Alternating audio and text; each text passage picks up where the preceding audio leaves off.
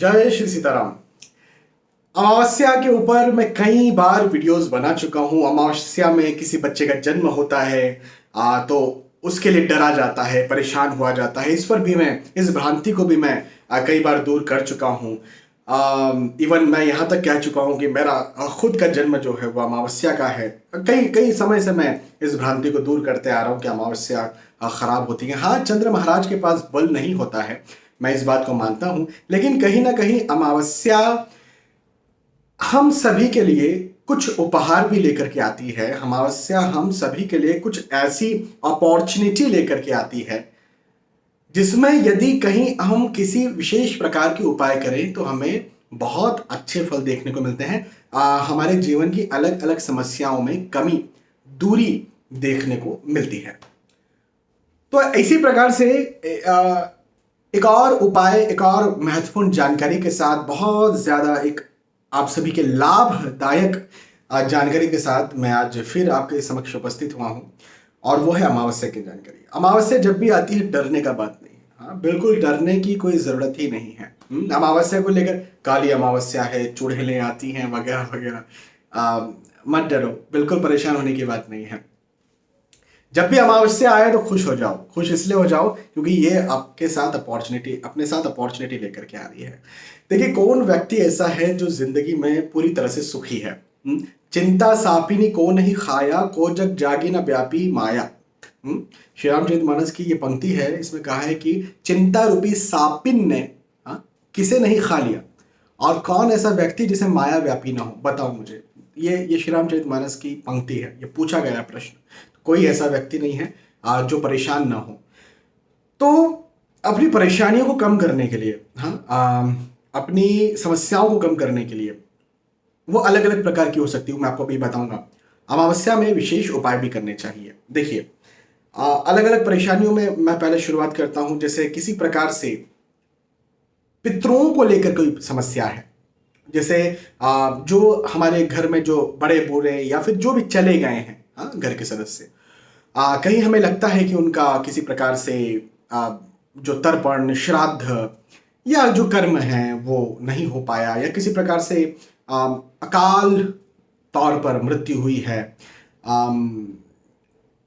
परेशान होते हुए किसी प्रकार से मृत्यु हुई है, एक्सीडेंट हुआ है, आपको किसी विद्वान ने बताया है कि पितरों का किसी प्रकार से कोई दोष या परेशानी है आपके ऊपर, तो अमावस्या एक बहुत ज़्यादा विशेष दिन आपके लिए हो सकता है। इसी के साथ साथ किसी प्रकार से आपके घर में वास्तु दोष है। देखिए, वास्तु दोष भी बहुत ज़्यादा मायने रखता है।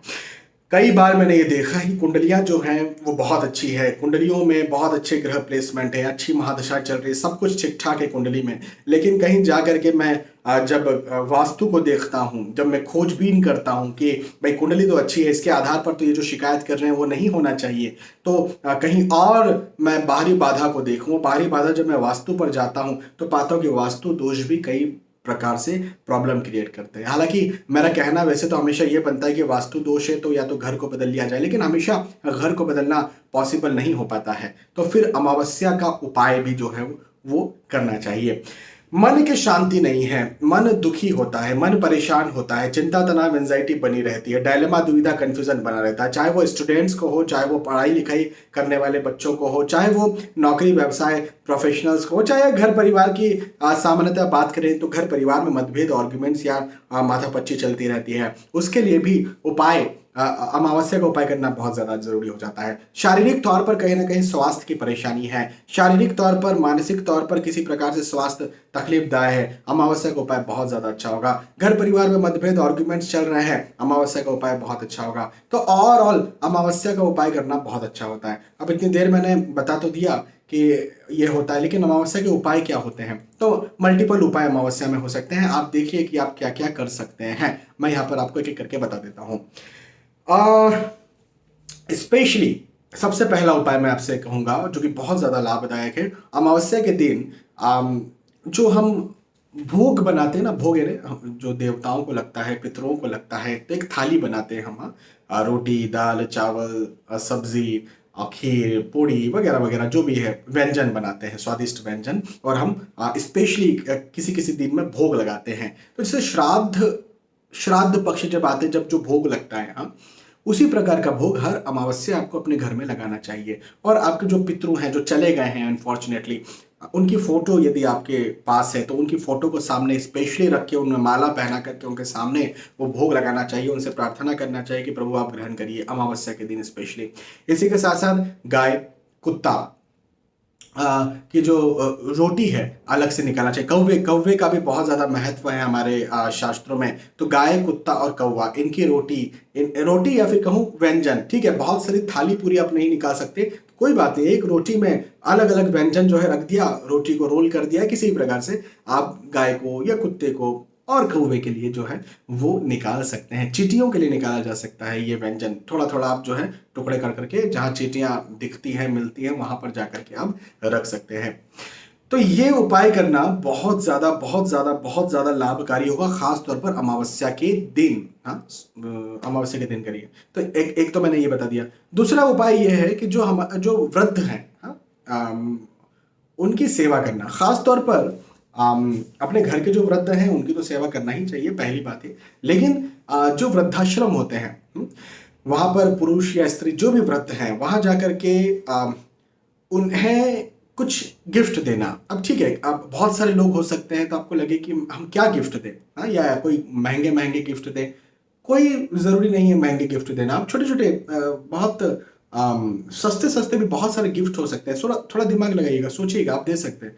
किताबें दे सकते हैं आप, छोटी छोटी श्रीमद् रामचरितमानस, श्रीमद् भगवत गीता, है ना, श्री रामचरितमानस, श्रीमद् भगवत गीता, ये भी आप जो है जाकर के दे सकते हैं। या उनके कोई काम की, किसी को किसी प्रकार की विशेष परेशानी, आप गए और वहां जाकर के सुना कि भाई इस इन महानुभाव को, इन महिलाओं को किसी प्रकार की स्पेशल समस्या है, तो आपने कहा कि चलिए डॉक्टर का खर्च मैं उठाऊंगा, जो भी है ना। आप अपने दिमाग लगाइएगा कि भाई किस प्रकार से मैं इन्हें खुश कर सकता हूं या कर सकती हूं। तो वृद्धों की सेवा करना। अच्छा, आप सबसे पहले तो अपने घर के वृद्धों को देखिए, जो आपके जो बहुत नियरेस्ट हैं। कहीं वो दुखी हैं और आप जाकर के वृद्धाश्रम में कर रहे हैं तो वो भी कोई सेंस नहीं बनता। तो घर के जो वृद्ध हैं वो सुखी हो, उसके बाद फिर आप बाहर जाएं। तो ये भी अमावस्या के दिन स्पेशली करना बहुत ज्यादा अच्छा होता है। अमावस्या के दिन ही अनाथ आश्रम में जाकर के और उन्हें डोनेशन करना किसी प्रकार से, या आप धन राशि डोनेट कर सकते हैं, आप अनाज का डोनेशन कर सकते हैं, जो भी है। लेकिन डोनेट करना अमावस्या के दिन, या बच्चों को खुश करना, किताबें आप उन्हें दे सकते हैं, पेन पेंसिल दे सकते हैं, बहुत सस्ती आ जाएगी, कोई बहुत मुश्किल नहीं है, बहुत महंगी नहीं है। तो ये आपका देना, ये अमावस्या के दिन खासतौर पर, ये बहुत बड़ा, बहुत अच्छा एक अमावस्या का उपाय होता है। अमावस्या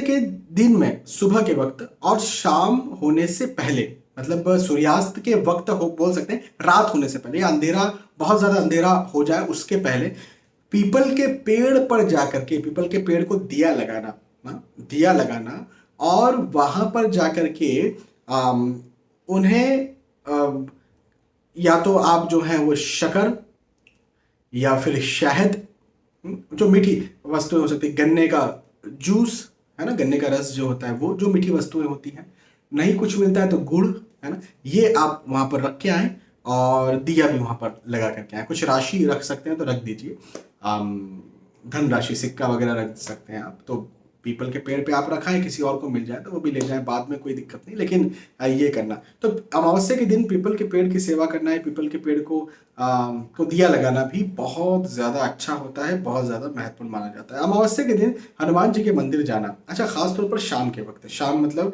सूर्यास्त के बाद, रात के वक्त, जब तक मंदिर खुला है रात में, हाँ, तब तक, जब भी अंधेरे में हनुमान जी के मंदिर जाना और हनुमान जी को दिया लगाना, ये भी बहुत ज़्यादा अच्छा होता है। अमावस्या की शाम में हनुमान चालीसा का पाठ करना, या सुंदर कांड का पाठ करना, या श्री रामचरितमानस का पाठ करना भी बहुत ज़्यादा प्रभावी होता है।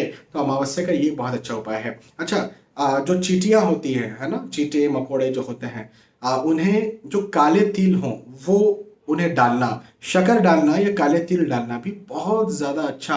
अमावस्या की, मैं रात की बात कर रहा हूँ, जैसे अभी अमावस्या है और अब रात का वक्त है, अंधेरा है, तब आप उन्हें डालें तो ये भी बहुत अच्छा एक उपाय होता है। तो ये मल्टीपल उपाय मैंने आपको बताए हैं मल्टीपल समस्याओं को खत्म करने के लिए। ऐसा कुछ नहीं कि ये करेंगे तो ये समस्या खत्म होगी, ये उपाय करेंगे तो ये समस्या खत्म होगी। अमावस्या के दिन आप ये उपाय करें, आपको अलग अलग जो भी समस्याएं चल रही हैं उन समस्याओं में फायदा मिलेगा। मैं एग्जाम्पल देता हूँ, जैसे पेन किलर आपने खाया, मान के चले आपको यहाँ दर्द हो रहा है, हाथ में, कोहनी में, मान के चले आपको पैर में दर्द हो रहा है, आपको कंधे में दर्द हो रहा है, अब आपने पेन किलर खाया, हाँ, तो किसी को यहाँ हो रहा है, किसी को यहाँ हो रहा है, किसी को पैर में हो रहा है। अभी पेन किलर सबने खाया, तो जरूरी थोड़ी है कि पेन किलर जो है वो उसको बताना पड़ेगा कि आप यहाँ जाओ, आप यहाँ जाओ, आप पैरों में जाओ। वो अपना काम करना शुरू कर दे, उसको मालूम है मुझे यहाँ जाना है। उसे दूसरे के ने खाया तो उसे मालूम है कि वो दूसरे के शरीर में यहाँ पर जाकर के रिएक्ट करेगी। तो उसी प्रकार से ये जो उपाय आप करेंगे तो आपके घर में किसी प्रकार की समस्या चल रही हो, चाहे मानसिक हो, चाहे शारीरिक हो, चाहे पारिवारिक हो, चाहे आर्थिक हो, चाहे कैरियर की हो, वो जाकर के वहां पर जाकर के इफेक्ट कर देगी, इम्पैक्ट कर देगी, है ना। आपको बताने की जरूरत नहीं कि ये उपाय मैं कर रहा हूँ तो ये कर रही हूँ तो इस प्रकार का कोई मुझे रिजल्ट मिले। कई बार जरूरत होती है, लेकिन इस उपाय के साथ कोई ऐसी जरूरत नहीं है। तो ये आप करिए, मैं समझता हूँ कि इससे आपको बहुत ज्यादा बहुत अच्छे फल देखने को मिलेंगे। अमावस्या को लेकर के डरने का बिल्कुल भी कोई बात नहीं है।